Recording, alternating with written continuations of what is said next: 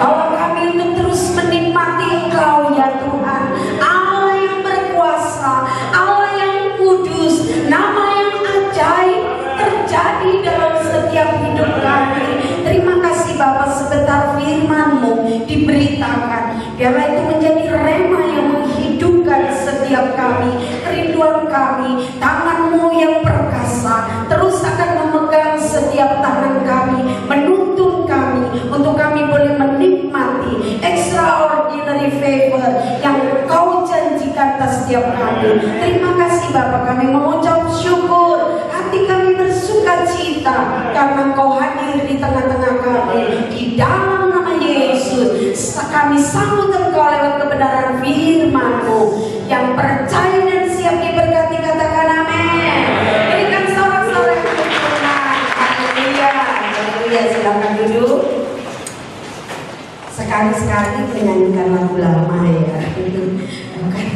Bukan bernostalgia, tapi kadang-kadang kita juga lagu-lagu lama itu mudah kalimatnya diresapi begitu ya.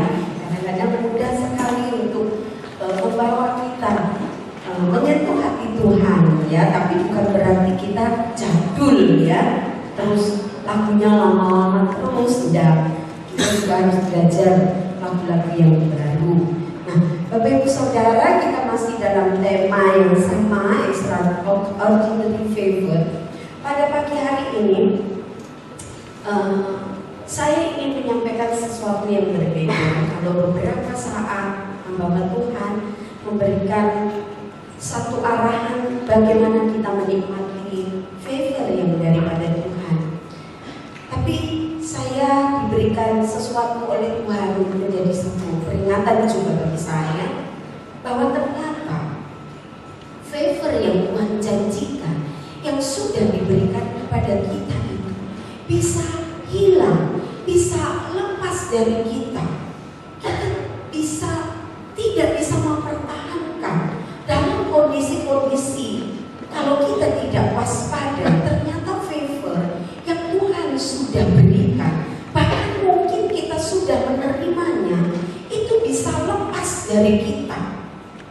Dan kalau kita tidak memahami hal itu, pada waktu kita menyadari bahwa favor of God itu diberikan kepada kita dan kita tidak hati-hati, kita tidak menjaganya, dan kita tidak menjaga langkah kita di dalam kita meraih, menikmati favor yang daripada Tuhan, favor itu bisa hilang daripada kita kalau didapati kita tidak waspada, kalau didapati kita lengah. Nah, untuk itu Tuhan memperingatkan kepada kita. Sekali waktu Tuhan pernah berfirman kepada bangsa Israel di dalam Ulangan pasal 30 ayat yang ke-19. Ini bentuk kasih sayang Tuhan, cintanya Tuhan kepada umatnya, sehingga pada waktu Tuhan itu memberikan sebuah hal yang diperhadapkan kepada kita untuk kita pilih, untuk kita putuskan, maka hati Tuhan itu tidak begitu saja memberikan kepada kita satu kebebasan sebebas-bebasnya untuk kita memutuskan. Karena Tuhan tahu bahwa manusia itu bisa salah pilih, manusia itu bisa salah langkah, manusia itu bisa lengah, ya. Sehingga Tuhan menegaskan ketetapannya. Kita baca dulu di dalam Ulangan 30 ayat 19. Nanti di situ kita bisa menangkap kerinduan Tuhan yang dalam terhadap umatnya. Kita akan baca Ulangan 30 ayat 19, 1, 2, 3. Aku memanggil langit dan bumi menjadi saksi terhadap kamu pada hari ini. Kepadamu ku perhadapkan kehidupan dan kematian, berkat dan kutuk. Nah, ini dibaca yang keras. 1, 2, 3. Pilihlah kehidupan supaya engkau hidup, baik engkau maupun keturunanmu. Nah, di sini Tuhan bicara kepada umat Israel bahwa dalam kehidupan perjalanan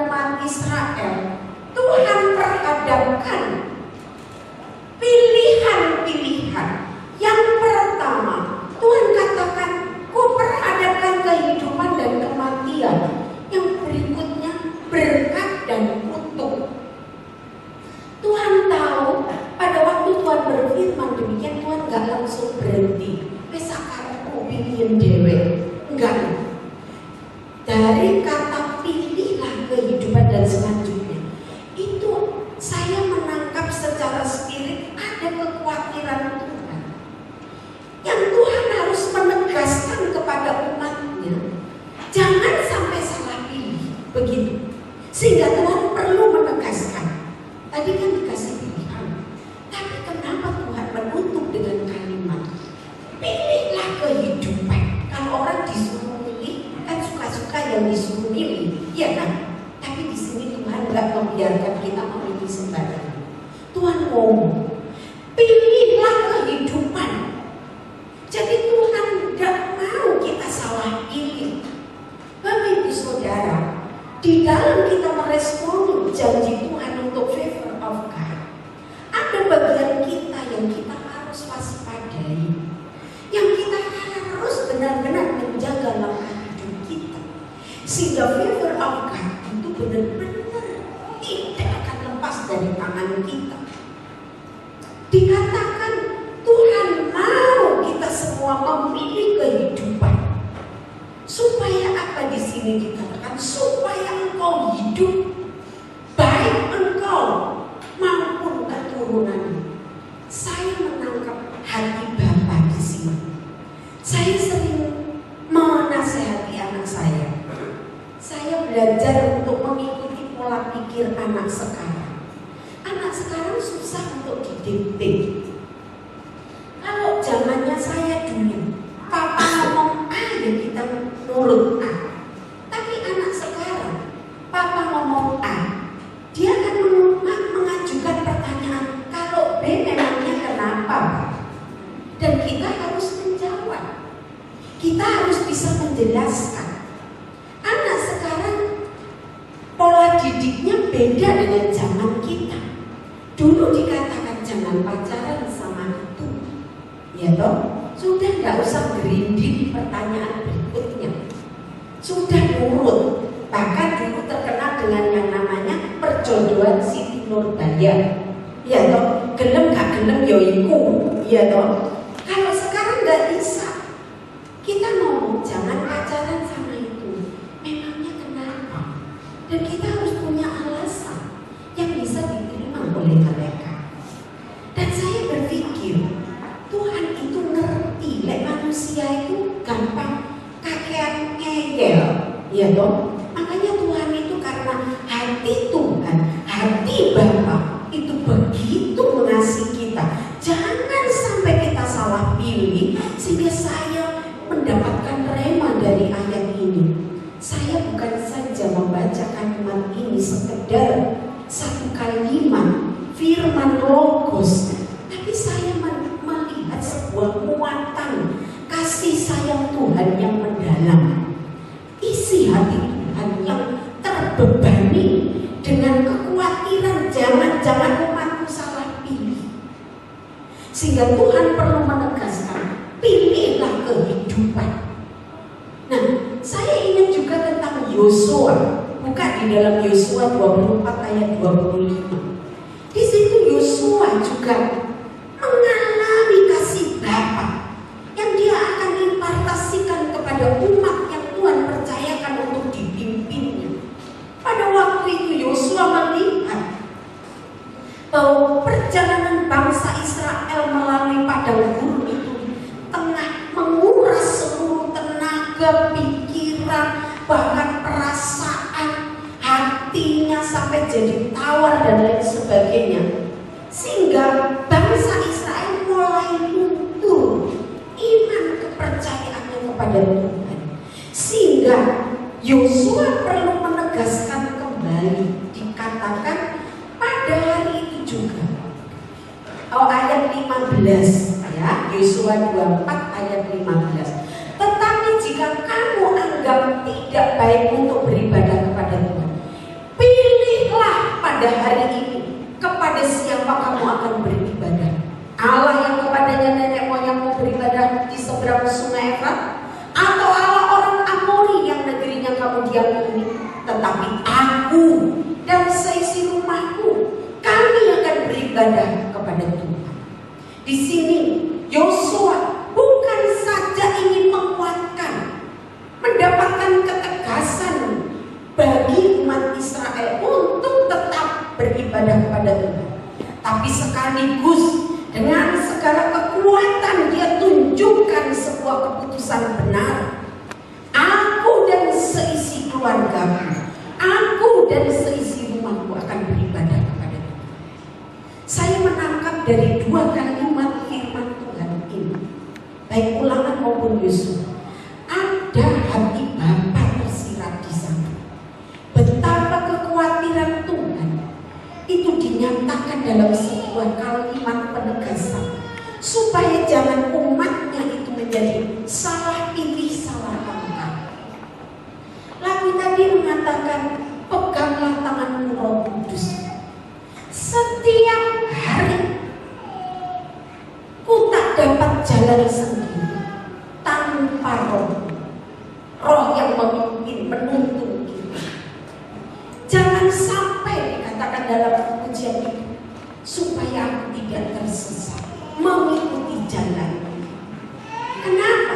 Tuhan mau kita sudah mengikuti jalan Tuhan.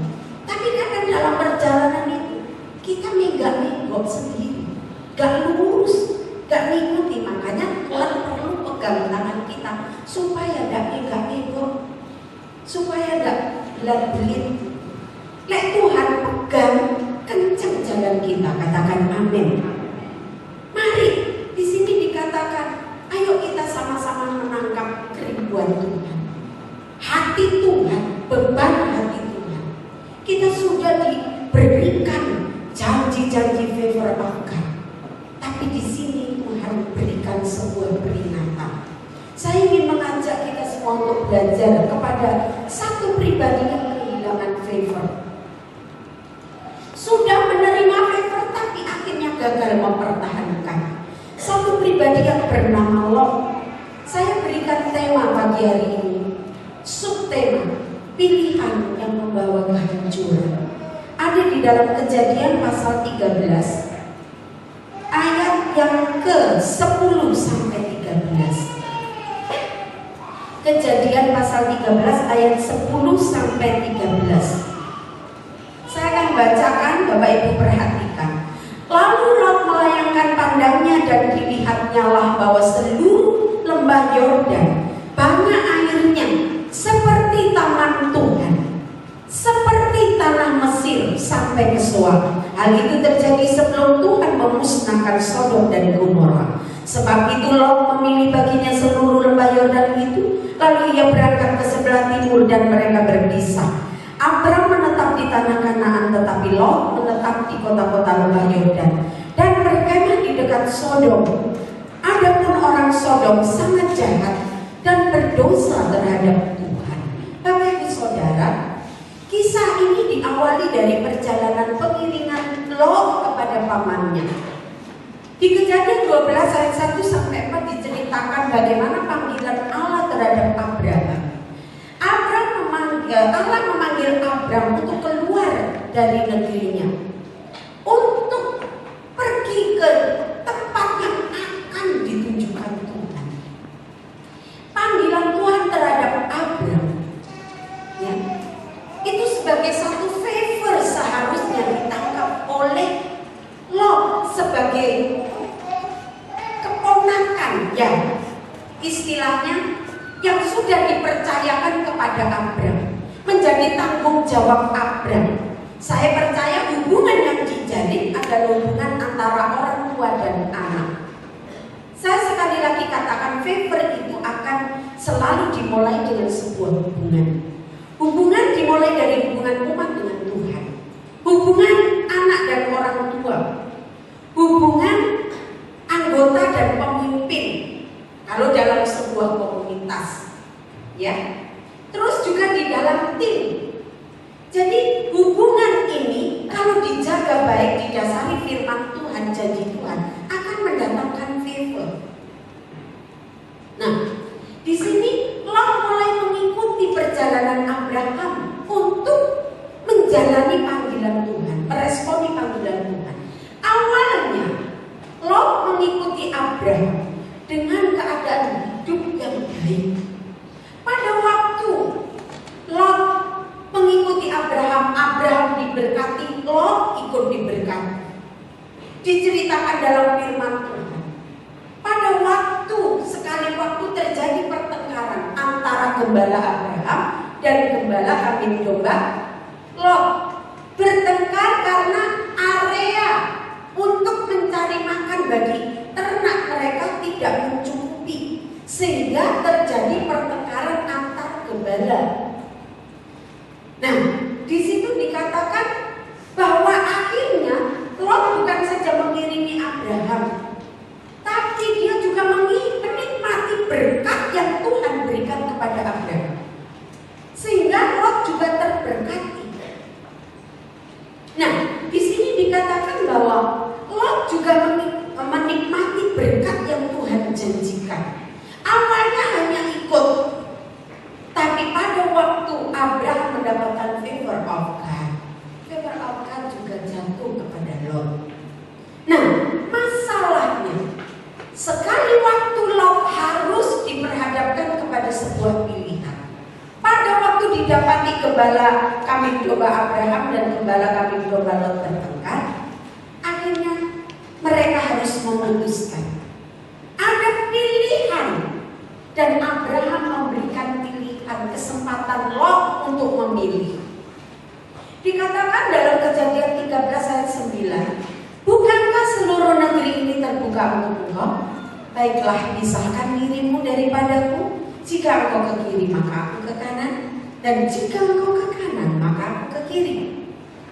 Abraham memberi kesempatan untuk Lot mengambil keputusan bahwa dia tidak harus terus ikut Abraham. Maka diputuskan untuk Lot memilih, diberi kesempatan untuk memilih dulu. Nah, disinilah letak kesalahan Lot. Awal dari kesalahan Lot kehilangan favor of God. Dikatakan pada waktu Abraham memberi kesempatan kepada Lot untuk memilih, ada beberapa hal yang dia tidak waspadai, sehingga akhirnya pilihan yang tadi saya kasihkan judul, pilihan yang membawa kehancuran. Keputusan Lot untuk memilih akhirnya menjerat dia kepada satu kehancuran yang luar biasa. Nah, pilihan yang bagaimana yang membawa kegagalan Lot mempertahankan favor of God? Yang pertama, pilihan yang egois. Lot diberi kesempatan oleh Abraham untuk memilih, kalau kau ke kiri aku ke kanan, kalau kau ke kanan aku ke kiri. Sebagai seorang muda yang dipelihara oleh Abraham, pamannya, dititipkan untuk dididik bertumbuh dewasa, bahkan sampai menikmati berkat-berkat yang Abraham dapatkan dari Tuhan. Dikatakan pada waktu itu harusnya Lot memiliki satu pemikiran untuk tidak hanya mementingkan kepentingan diri sendiri. Sehingga saya berikan poin yang pertama, pilihan yang egois yang membawa Lot akhirnya gagal mempertahankan favor of God. Pilihan yang berpusat pada kepentingan diri sendiri. Dia mengabaikan etika sebagai anak terhadap orang tua. Dia dididik dari kecil sampai dewasa. Tapi pada waktu terjadi persoalan dan mereka harus memutuskan berpisah, Lot tidak bijaksana. Dia mengabaikan etika, rasa hormat terhadap orang yang lebih tua, terhadap orang yang mungkin dianggapnya bapak atau sekaligus pemimpin. Dikatakan Lot mengabaikan itu. Dia tidak minta saran, dia hanya mementingkan diri sendiri. Yang penting bagaimana gembala upahan Lot itu tidak kesulitan memberikan makan kepada ternaknya, sehingga dia memutuskan begitu saja tanpa minta saran. Kalau bicara pengalaman, Abraham pasti lebih pengalaman, tapi dia merasa bisa. Dia tidak tanya ke kiri dan ke kanan. Padahal firman Tuhan dalam Amsal mengatakan, semakin banyak nasihat, maka selamatlah kita. Artinya apa? Bukan banyak itu konotasinya itu banyak orang nasihati dengan pikiran yang beraneka ragam, bukan. Tapi kalimat-kalimat nasihat, mungkin perkataan-perkataan nasihat yang keluar dari orang tua kita, dari firman Allah, dari rekan pelayanan kita, dari rekan kerja kita. Kalau suami istri mungkin juga ada saran suami atau istri anak orang tua.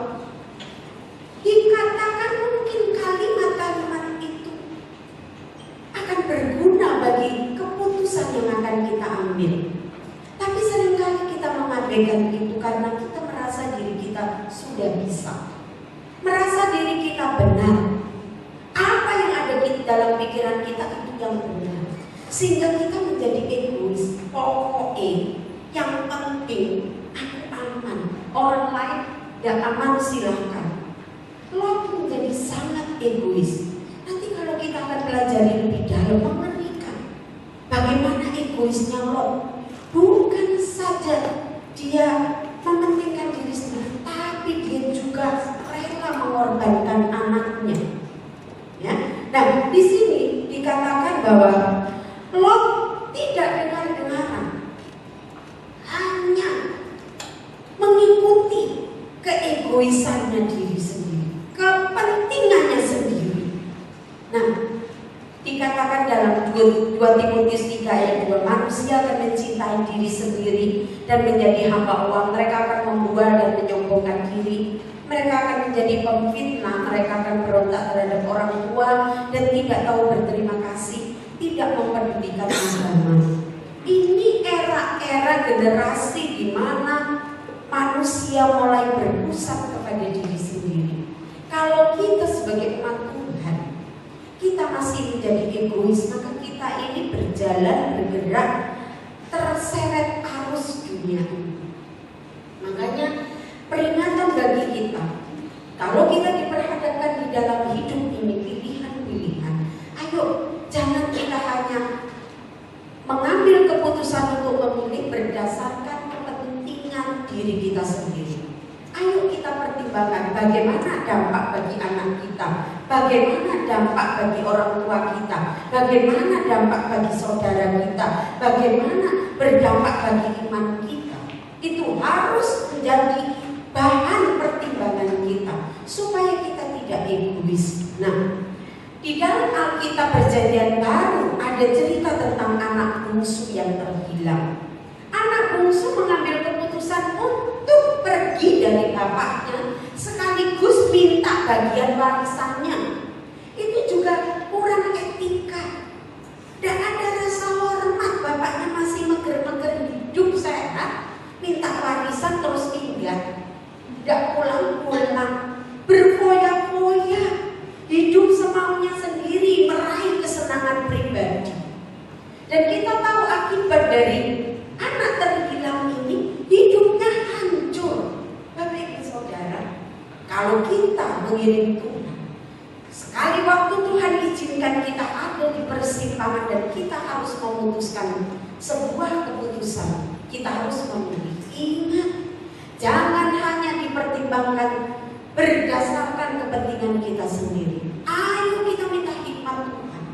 Ada kepentingan orang di sekitar kita yang kita juga harus pikirkan. Saya bersyukur jemaat di sini dibawa kepada sebuah kepedulian. Tapi kepedulian itu tidak akan ada artinya kalau tidak didasari hati yang mengasihi. Lot tidak lagi mengasihi Tuhan, tapi dia hanya mengasihi dirinya sendiri. Di sini kita kadang-kadang sepele, melihat sepele. Ya, yang penting sudah terkumpul paket lebaran 3.500. Saya selalu tekankan, ayo yang namanya peduli kasih, peduli lebaran.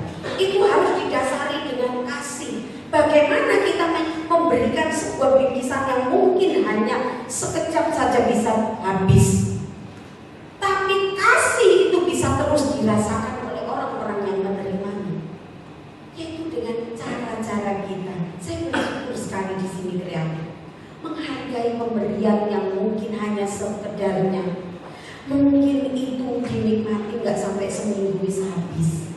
Ya, minyak goreng itu piro itu 1 liter ya. Itu lek goreng kerupuk 1 kilo ya wis sekali goreng. Iya toh. Mungkin tidak cukup ya penyono ya, itu kakek itu.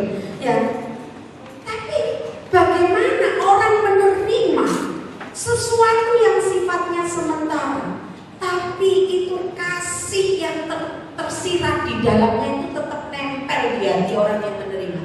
Itu dengan sikap-sikap kita memberikan. Saya bersyukur kita mengatur segala sesuatunya.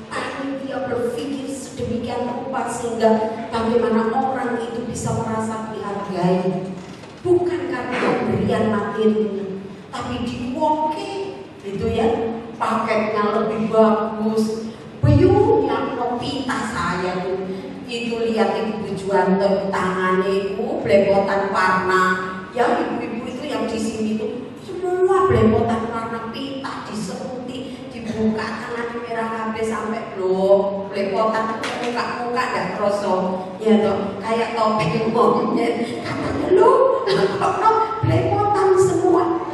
Itu artinya apa? Kita bukan melakukan untuk diri kita sendiri pokoknya yang bisa ngasih 75 per orang.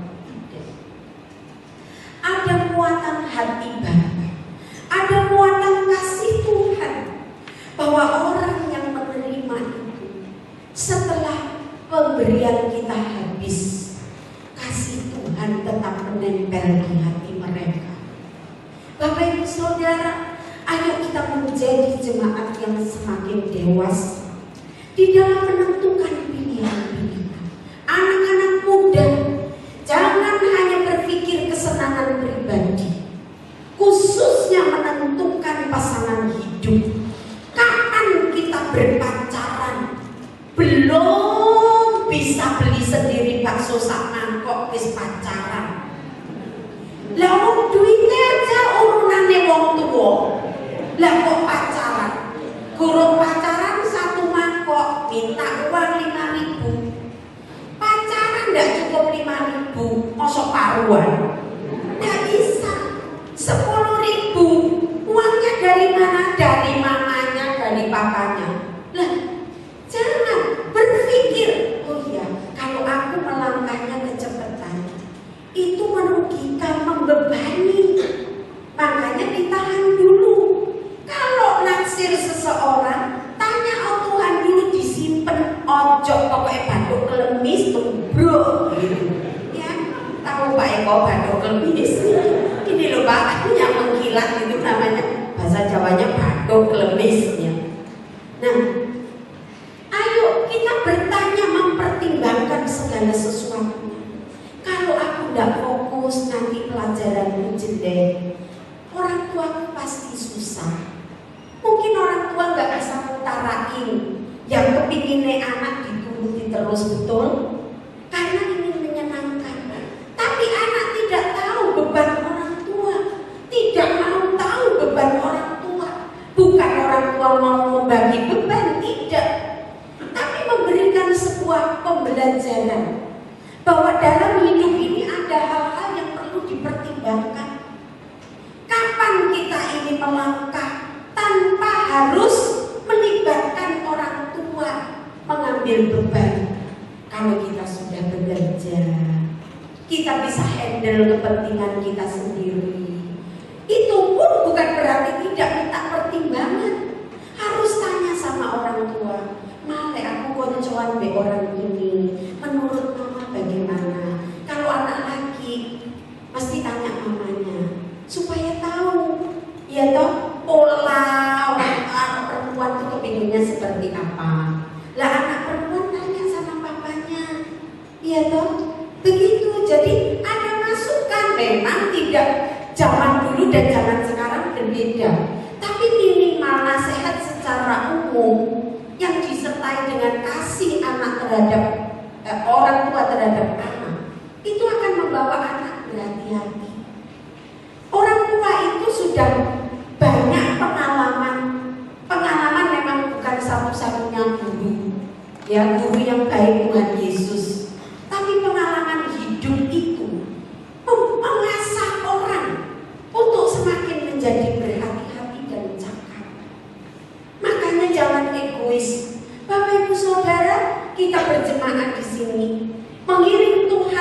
dan selalu jalan mulus. Sekali waktu kita diperhadapkan harus membuat keputusan. Kalau nasihat hamba Tuhan lewat firman Tuhan kita abaikan, maka kita menuruti keinginan kita sendiri, kita akan hancur. Lot mengikuti kepentingan diri sendiri, diabaikan pamannya, dia tidak minta saran pamannya, maka dia mengalami satu jerat yang membawa dia hancur, kehilangan favor Allah. Nah, yang kedua, mengapa dia kehilangan favor Allah? Karena dia memilih pilihan, melangkah dengan pilihan tanpa doa. Ayat 11 dikatakan, sebab itu Lot memilih baginya seluruh lembah Yordan itu, lalu ia berangkat ke sebelah timur dan mereka berpisah. Tidak dituliskan dalam ayat-ayat firman Tuhan bahwa Lot itu pertama tanya Tuhan, terus tanya kepada Abraham. Tidak. Di sini dikatakan Lot tidak memohon petunjuk Tuhan sebelum menjatuhkan sebuah pilihan. Dia langsung bertindak tanpa tanya Tuhan, tanpa minta saran. Bapak Ibu Saudara, keputusan-keputusan hari ini ke depan itu semakin membingungkan. Ini gak ada hubungannya dengan Wilwali, Pilgub ya. Itu pun juga sudah membingungkan ya toh. Kita ini sudah mau prediksi ini. Mau pemilu pagi-pagi ada koran nulis, itu Pak Ferry itu juga teliti sekali ya. Koran nulis dari salah satu calon yang sebetulnya itu menjadi salah